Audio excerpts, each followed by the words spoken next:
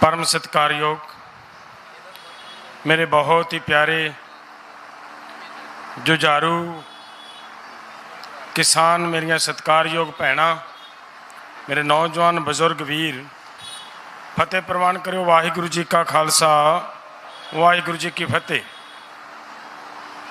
मेरे तो पहला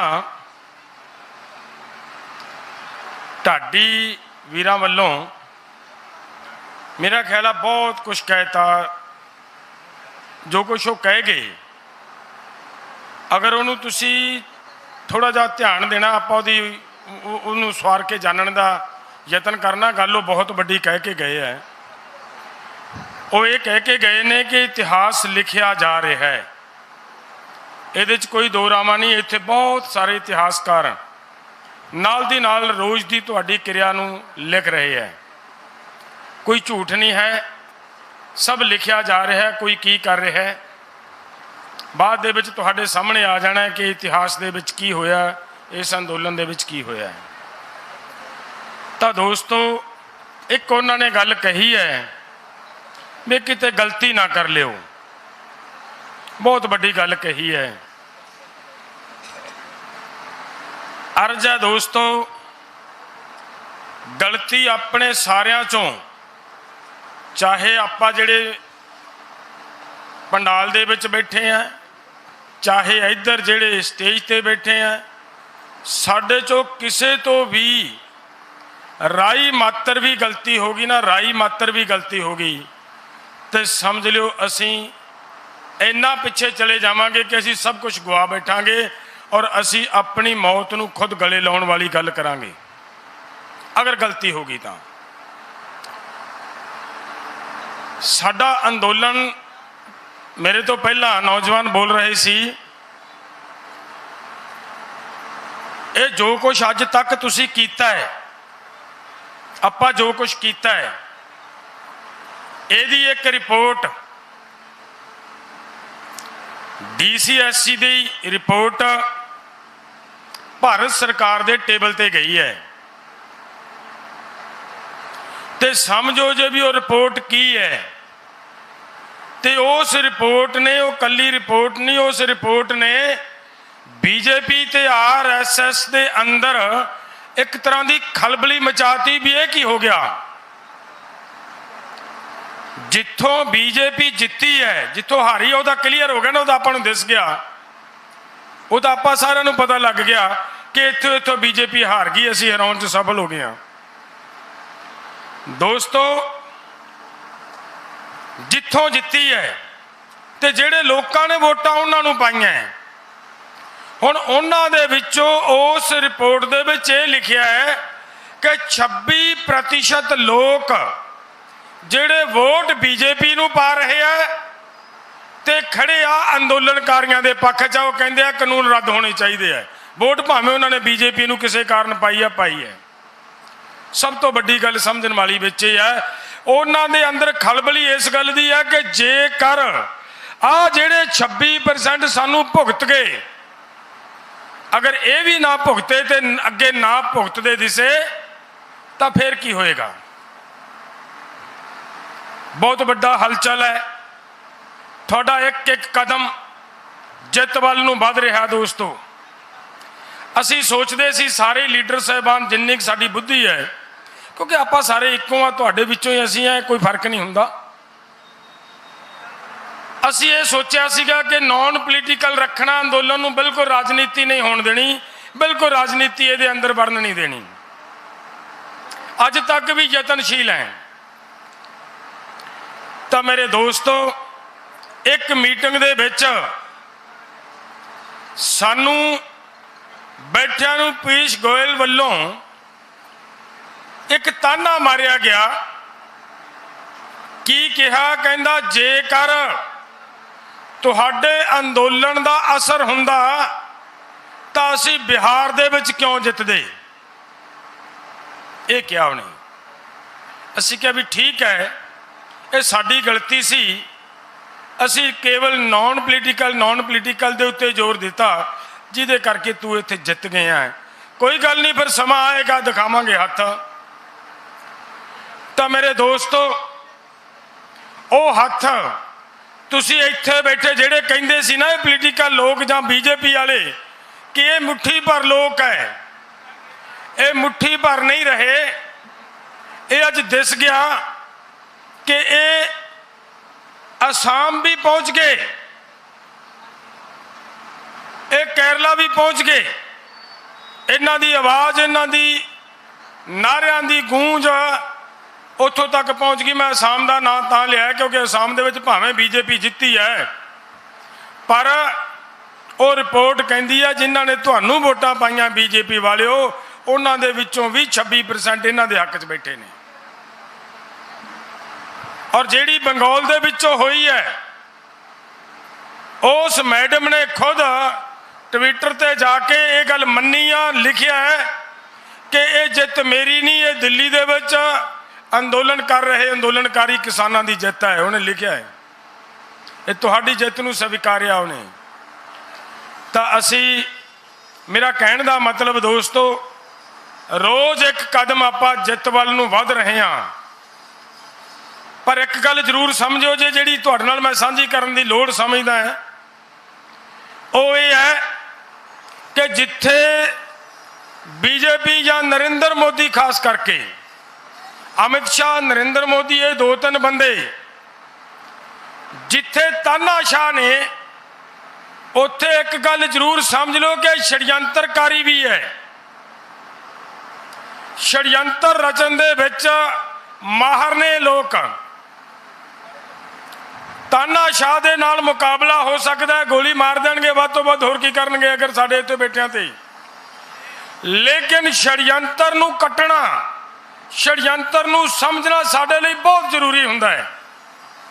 ਮੇਰੇ ਦੋਸਤੋ, ਅੰਦੋਲਨ ਅੱਜ ਬੀਜੇਪੀ ਦਾ ਬਹੁਤ ਵੱਡਾ ਨੁਕਸਾਨ ਕਰ ਰਿਹਾ ਹੈ।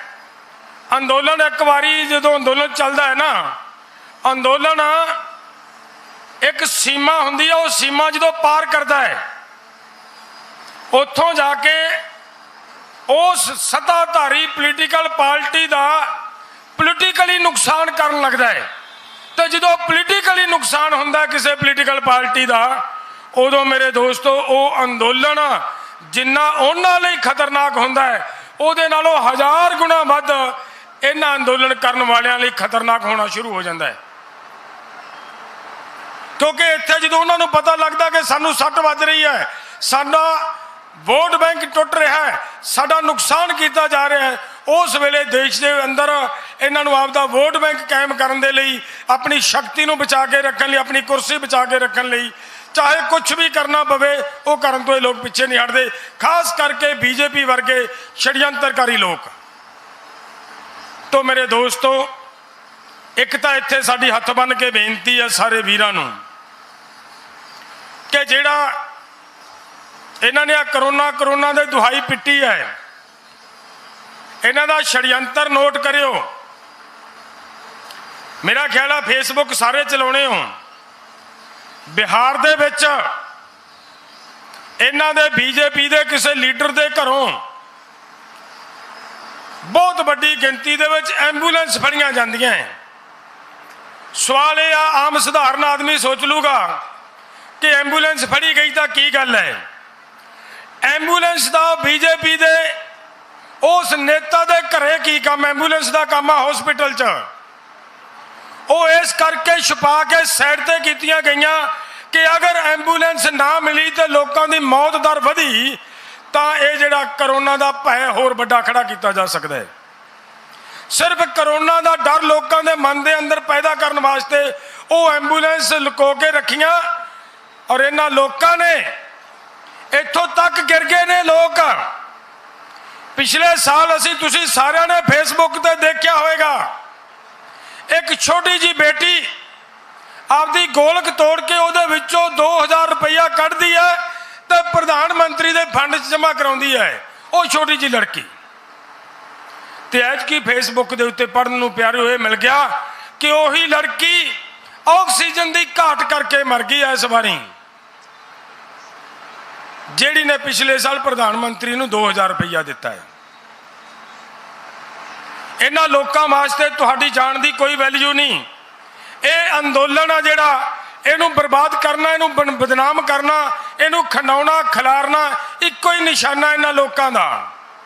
लोग जिन्ने मर्जी मरदे आ, मरन दे, कोई फिर परवाह नहीं।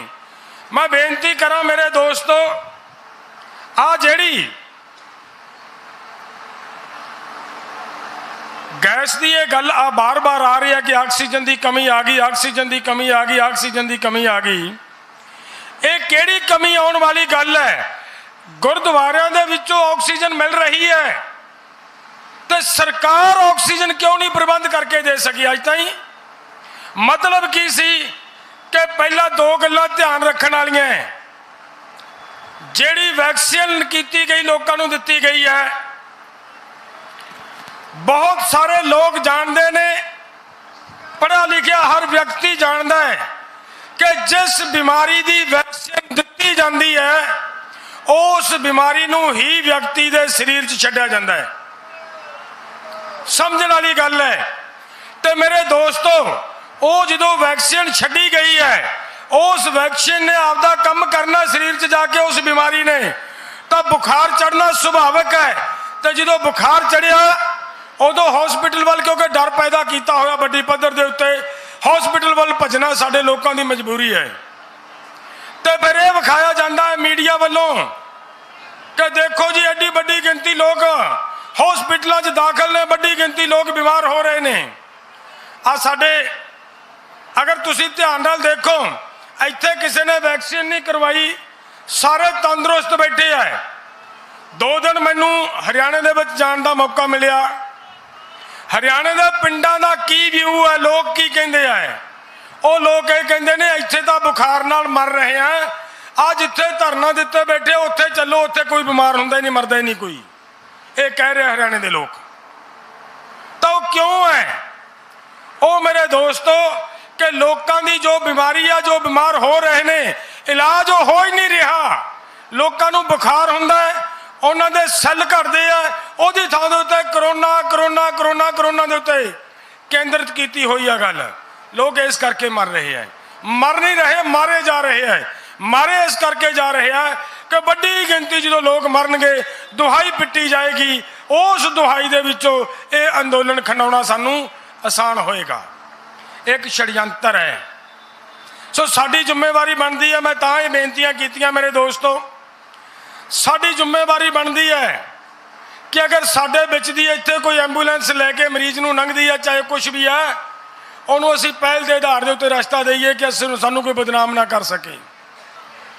साडे बहुत सारे वीर ने जिहड़े इत्थे मशीनां मुहैया करवा रहे हैं।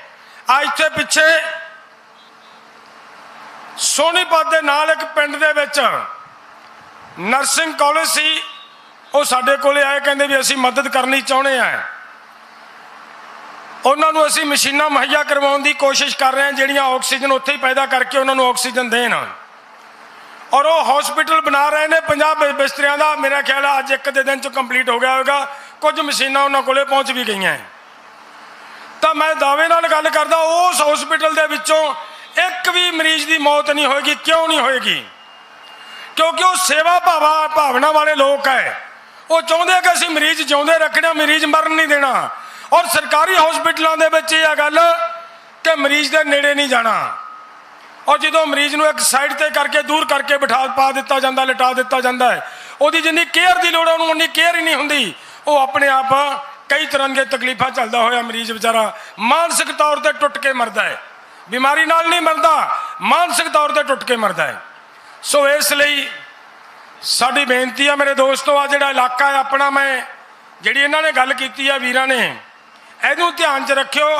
आ जिहड़े पासियां वाले पिंड ने, 4 छपेरे साडे, ये साडे है, ये साडे ने। इत्थों दियां धीआं साडियां ने, इत्थों दियां भैणां साडियां ने, इत्थों दे बजुर्ग साडे है, इत्थों दे नौजवान, इत्थों दे बच्चे साडे है। इस करके मेरी हथ बन के बेनती है, इनू किसी नू कोई तकलीफ ना आवे अपने कन्नियों। ये तुहाडे नाल खड़े है, नाल खड़े, इत्थों तक नाल खड़े है कि तुसीं इन्हां दे कोलों जदों पिछे बड़ी गिनती साडियां बीबियां आईयां पंजाब तो, उन्होंने अपने घरों के दरवाजे खोलते कि साडे घरे आराम कराओ। उन्होंने अपने बड़े बड़े मॉलों के हाल खोलते, गेट खोलते कि साडे इत्थे आराम करो। सारा साल साडा इन्हां ने लंघाया है, तो इन्हां दी मदद करना, इन्हां दे नाल खड़ना, इन्हां दे नाल प्यार बना के जाना साडी जिम्मेवारी बनती है। एक तो इस गल दे उत्ते पहरा देना है, लाजमी बनता है।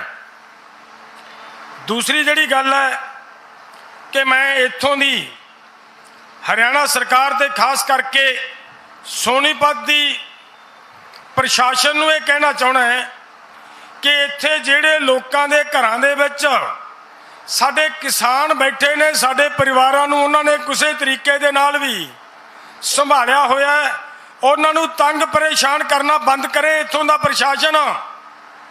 इत्थे मेरी एक गल ध्यान च आई है कि किसी वीर ने साडियां बीबियां नूं जगह दित्ती कि आ सारे दा सारा हॉल दे विच तुसीं ठंड दा मौसम है रातां कट लो, और उन्हां दिनां दे विच पावर कौम इन्हां दे तां बिजली बोर्ड ही आखिर हरियाणे वालियां दा तां इन्हां ने सिर्फ 68,000 रुपया बिल बनता उहदा ते 7 लाख रुपया पा के भेजिया है। अजिहियां हरकतां सरकार बंद करे, और असीं जरूर उन्हां दे नाल खड़े हैं, उन्हां सारे लोकां दे नाल खड़े हैं जिन्हां ने साडी मदद कीती है। चाहे सानू किड्डा भी बड़ा अंदोलन लड़ना पवे, वो सारे साडे भरा ने, उन्हां दे नाल खड़े हैं और खड़े रहांगे।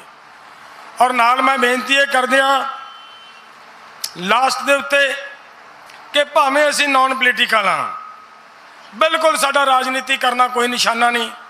मेरे दोस्तों, अंदोलन जितना साडी पहल है, साडी दिमाग की सोच इक्को गल ते टिकी होनी चाहिए है कि 3 काले कानून जिन्नी देर तक रद्द नहीं होंदे असीं इत्थों हट के नहीं जा सकते।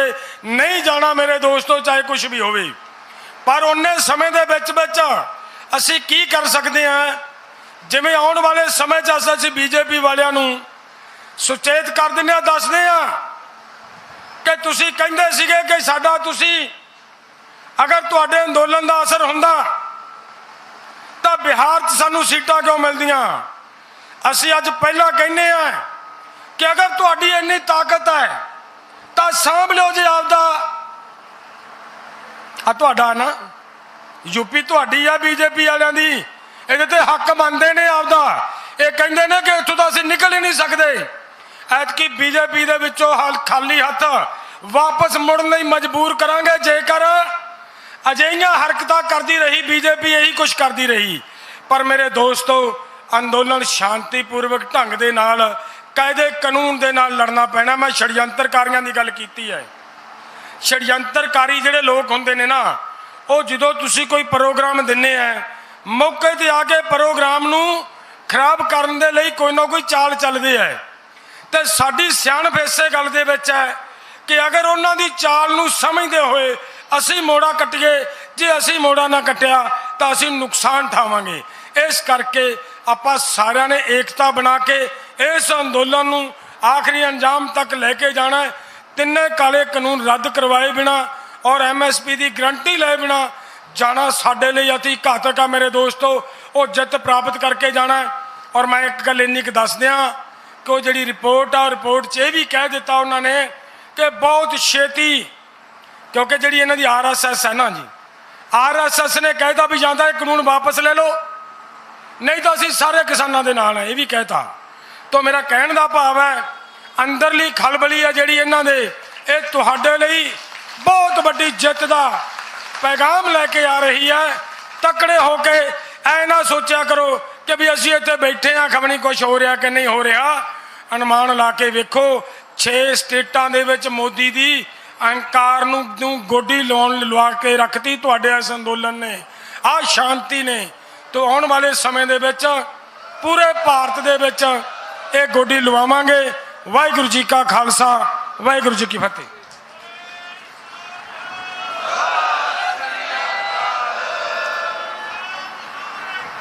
बहुत धन्यवाद सरदार जगजीत सिंह जी डल्लेवाल। हुण एक जरूरी सूचना, एक गड्डी XUV PB8 CX 66